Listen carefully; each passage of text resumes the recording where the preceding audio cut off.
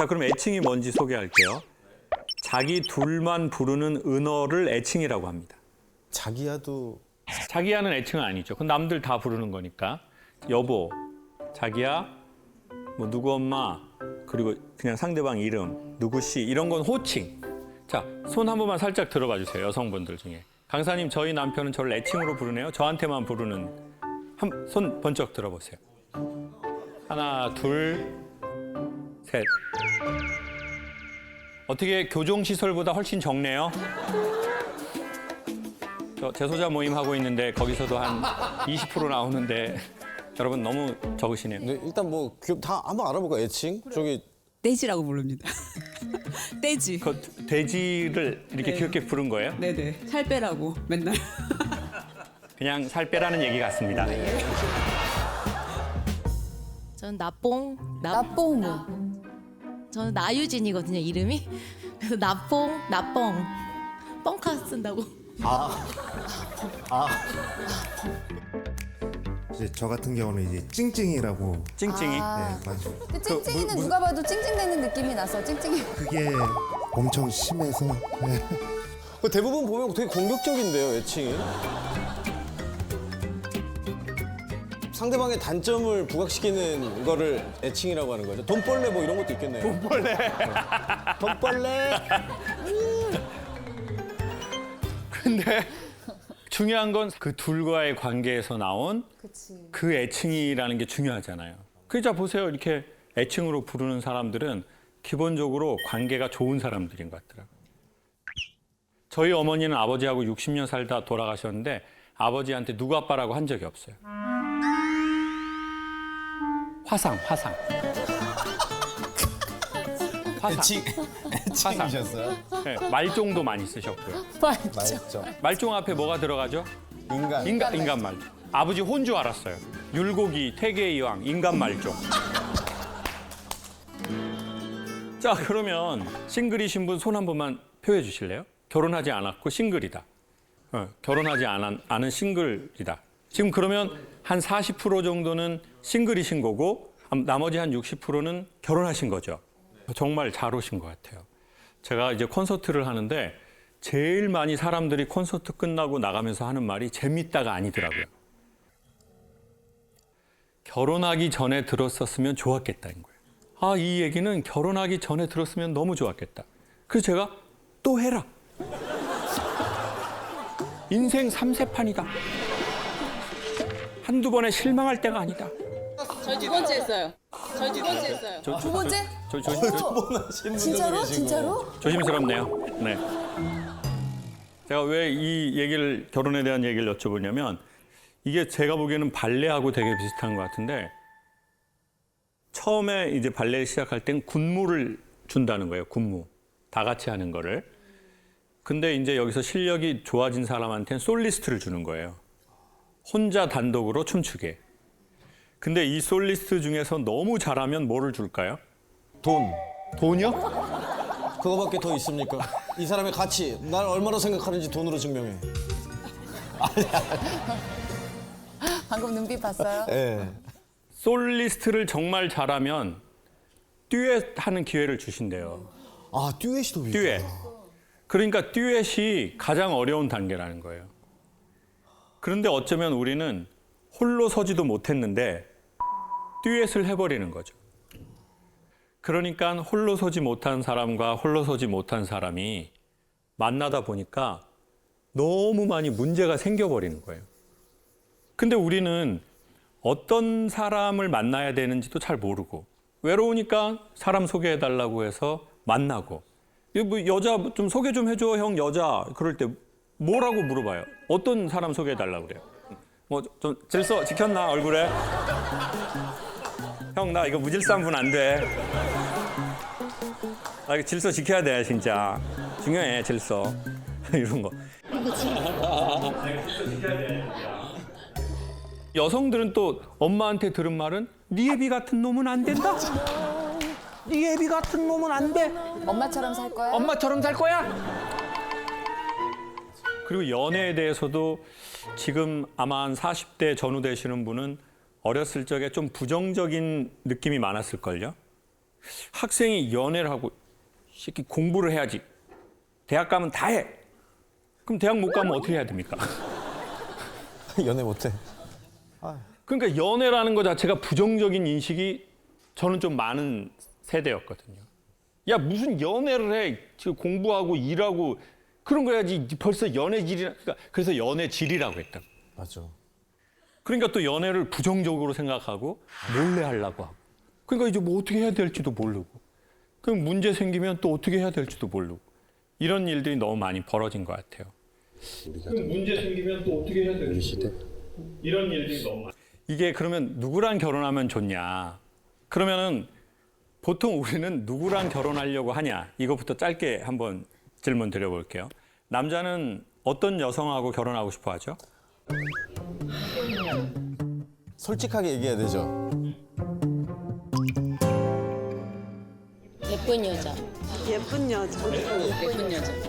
예쁜 여자. 예쁜 여자. 이지혜? 이지혜?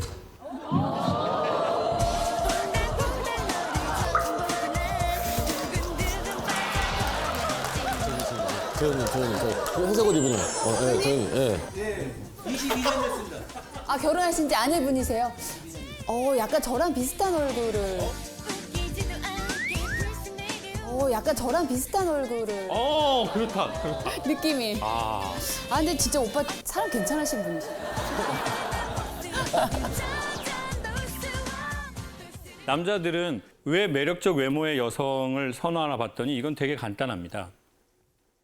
남자는 매력적 외모인 여성을 빨리 구분하고 인지합니다. 학자에 의하면 0.2초에 안 돼요. 초능력. 그게 그냥 딱 스치는 순간 뭐 질서 무질서 그냥 안다는 거예요.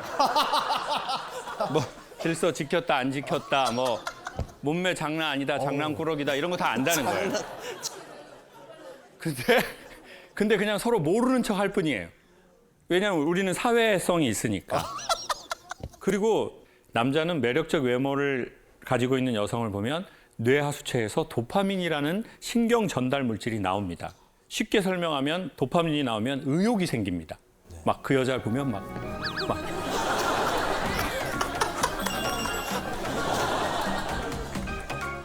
뭐 하고 싶고 막 이렇게 막 뭐 자기야 과메기 좋아해? 막 그러면 좋아해요. 뭐. 과메기. 그럼 배달 시켜 먹으면 되는데 포항 갈래? 과메기 먹으러? 무조건 가야지. 포항 갈래? 나 운전 엄청 좋아해. 하루에 700km 하잖아. 막 이러면서. 왜? 의욕이 생기는 거예요. 의욕. 그 남자분들 경험하셨을 거예요. 남자들은 이 여성이 뭐 사회적으로 좀 없어. 학교도 좀 공부를 많이 못했어. 그래도 괜찮아요. 예쁘잖아요? 한글 몰라도 돼. 그냥 내가 한글 가르쳐주고 싶어. 사랑에 나비, 경복궁. 같이 문방구 가서 연필도 사주고. 당연하죠. 그 맛이 네. 있어요 또. 같이 기억, 니은, 글 가르치는 디귿 맛도 하면서 있다고. 모든 어려움은 내가 다 극복할 수 있을 것 같아.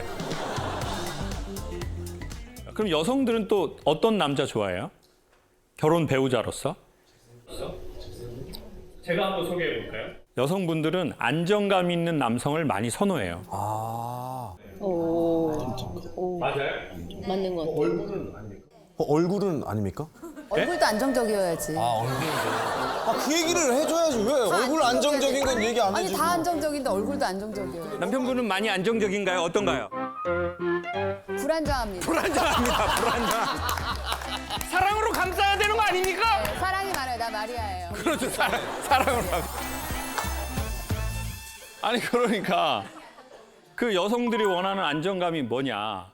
경제력으로 좀 꾸준하게 벌이가 있고 직장도 좀 너무 들락날락 거리지 않고 내 계획을 할 만한 안정감이 좀 있고 그리고 정서적 안정감.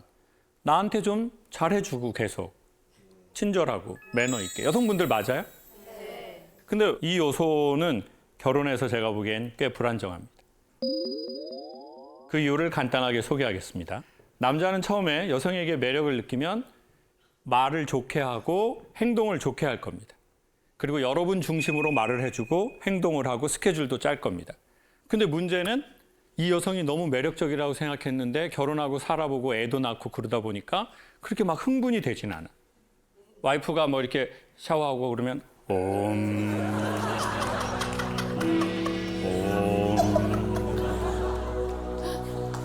영원해진다고요. 전에는 뭐 이렇게 조금 뭐 이렇게 속옷 입고 막 이렇게 하면 막 야하다고 생각하는데 막 지금 그렇게 되기는 어려워요. 10년, 15년 돼서 여성분들 한번 테스트 해보세요. 그냥 속옷 입고 가면 이렇게 좀 집에서는 좀 다 같이 사는 데서 그냥 동물의 왕국 되는 거예요, 그냥. 근데 또 여성분이 또 말하는 게 좀 말투가 좀 그래. 좀 힘드네. 그러면 자기 만나서 힘든 나는 왜 생각을 안 해? 싫어. 이기주의. 오빠 집안 자체가 이기주의. 돌아가신 시아버지도 이기주의. 시아버지 돌아가셨는데 왔다 가셔야 되고. 아주 불편한 상황이 생기잖아요. 그러면 이제 이 남자는 이 여성하고 딱 커넥팅하는 순간 방전이 되기 시작해요. 충전이 되는 게 아니라. 그러니까 이 여성하고 커넥팅을 안 하려고 하겠죠. 같이 있는 시간을 줄이려고 하거나. 어쩐지 자꾸 방에 들어가더라고요. 어쩐지 계속 방에 들어가더라. 방으로 들어가더라. 그리고 남편들이 이제 아파트에 도착했는데 집에 바로 안 가. 차에서 핸드폰을 혼자 해야 합니다. 한 10분. 안 들어가. 왜? 와이프 잘 때까지 기다리는 거예요. 너무 슬프다. 분리수거하러 나와. 이 차문 들어가려고. 집에 가면 또 막 뭐라고 잔소리하고. 그래. 깨지니까 안 돼. 그런 집이 엄청 많아요. 집에 가면 또 막 뭐라고 잔소리하고 막 그러니까. 분리수거하러 나와가지고. 날도 추운데. 반바지에 패딩 입고 나와가지고. 분리수거 하다가 담배나 이렇게. 핸드폰 거기서 하고 있고. 그러면 이제 여성들은 대개 결혼해서 피곤함을 느낄 수 있어요. 돈 있고 뭐 직장도 좋은데 나한테 말을 좀 너무 안 좋게 하는 거예요. 너무 다정하지 않은 거예요. 그러면 이건 좀 아닌데? 이렇게 생각할 수 있죠. 우리는 그래서 결혼하는 것 같아요. 남성들인 경우에 이 여성이 예뻐서, 여성은 이 남성이 나한테 잘해줘서. 그래서. 근데 문제는 결혼하고 나면 그 그래서로만으로는 뭔가 부족한 게 있더라는 거예요. 더 안정적인 건 저는 그럼에도 불구하고라고 생각해요. 제가 코로나 오고 3년 정도 어떤 작가님 작업실에서 소일거리를 돕는 일을 이제 했어요. 그래서 이제 동판에다가 망치질을 하고 때로는 오칠을 하는 작업이에요. 그런데 저는 옷이 뭔지 몰랐거든요. 제가 장갑을 끼고 해야 되는데 장갑을 안 끼고 하다가 이게 덥잖아요. 그럼 땀이 막 나거든요. 그럼 어떻게 해요, 사람이 무의식적으로? 무의식적으로? 그럼 어떻게 해요, 사람이 무의식적으로? 이게 눈을 이렇게 닦아요. 근데 이제 모르는 거예요. 왜냐면 이제 이걸 막 해야 되니까. 여기가 이게 이렇게 부어버린 거예요. 네. 그러면 보통 나 이건 안 해. 난 옷이 오르는 사람이네. 그럼 난 안 하고 싶어. 안 맞나 봐. 바로 이렇게 말이 나오게 돼 있어요. 근데 되게 희한하게 옷이 딱 올랐잖아요. 근데 그럼에도 불구하고 이걸 배우고 싶은 거예요. 그때 제가 딱 배웠어요. 이게 사랑의 정의구나. 그럼에도 불구하고 하고 싶은 거예요. 사람은 자기가 생각한 상, 이미지가 있어요. 나는 이런 여자를 원해, 난 이런 남자를 원해. 근데 그게 안 맞아. 오똑에 오른 것처럼 막 이렇게 됐어. 사랑은 그때 확인하는 거라는 거예요. 사랑은 잘 맞고 좋은 날 확인하지 않아요. 그러니까 사랑은 그래서가 아니야. 사랑은 그럼에도 불구하고. 사람은 좋아하는 것을 위해서는 기꺼이 대가를 지불합니다. 이게 좋아하는 겁니다. 좋아 보이는 것은 좋아한다고 생각했지만 막상 대가를 지불하라고 하면 지불하지 않는 것, 그게 바로 좋아 보였던 것입니다. 저는 성악을 전공했는데 내가 노래하는 건 좋아하는데 남들이 내 노래를 안 좋아해요. 그러면 이건 잘하는 게 아니에요. 그럴 수 있어요. 이건 그냥 지가 좋아하는 거예요. 내가 그냥 좋아하는 거. 네. 그래서 이제 그때 당시에 연극 수업 하셨던 교수님이 교육연극이라는 것을 배우러 미국에 NYU라는 아주 좋은 학교가 있는데 거기에 그 추천서를 써줄 테니까 그럼 미국으로 유학을 가보라고 하더라고요. 너무 배우고 싶었는데 못 갔어요. 왜냐하면 부모님이 도와주실 상황이 안 되니까 제가 100% 다 해야 되는데 뉴욕 집값이 엄청 비싸다는 거예요. 아, 엄청나죠. 거기가 또 사립대학이니까 학비가 비싸다는 거예요. 그치, 다 비싸죠. 집값 비싸, 학비 비싸, 물가 비싸, 너무 비싸다는 거예요. 또 영어를 잘 못해요. 그러니까 영어도 잘 못하지. 돈도 없지. 그래서 아이 접자, 미국 유학. 그리고 시간이 지나고 나서 미국에서 강연을 의뢰를 했어요. 강사가 되고. 그리고는 이제 그 대학을 지나가게 된 거예요. 근데 그때 알게 됐어요. 저는 못 간 게 아니라 안 간 거라는 거예요. 돈 없고 영어 못하는 것을 이길 만한 이 유학에 대한 나의 사랑이 모자랐다는 것을 알게 된 거예요. 인간이 말입니다. 진짜 하고 싶으면 인간은 보통 어떻게 해서든 합니다. 그래서 저는 결혼하기 전이라면 이래서 그래서 이 여자랑 이 남자랑 결혼하는 것보다 그럼에도 불구하고 이 사람과 함께하고 싶다는 의지나 감정이 드는 사람을 추천드릴게요. 자, 그렇게 해서 결혼하신 커플들 손 한 번만 살짝 들어봐 주세요. 나는 이 남자가, 이 여자가 그럼에도 불구하고 나는 했다.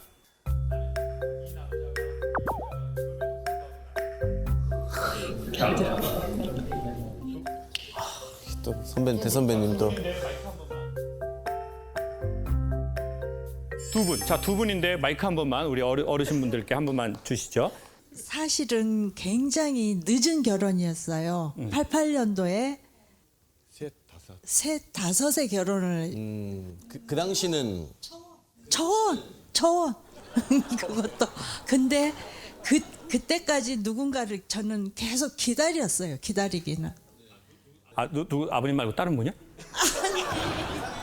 배우자가 될 분을 기다리고는 있었어요. 아. 근데 이렇게 아버님, 시아버님께서 9남매의 장남이시고 이분은 5남매의 장손이고요. 직장도 사실은 조금 불안정한. 아, 직장도 불안정하셨고. 네. 근데 저도 잘난 건 없었어요. 그렇지만 나를 맡기기에는 불안정했기 때문에.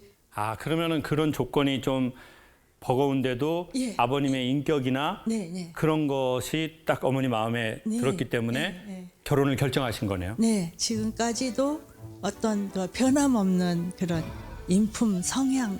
그래가지고 그 참 쿵짝이 잘 맞아요.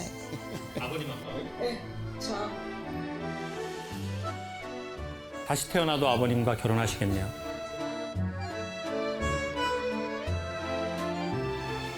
그거는 좀. 아, 그거는 조금.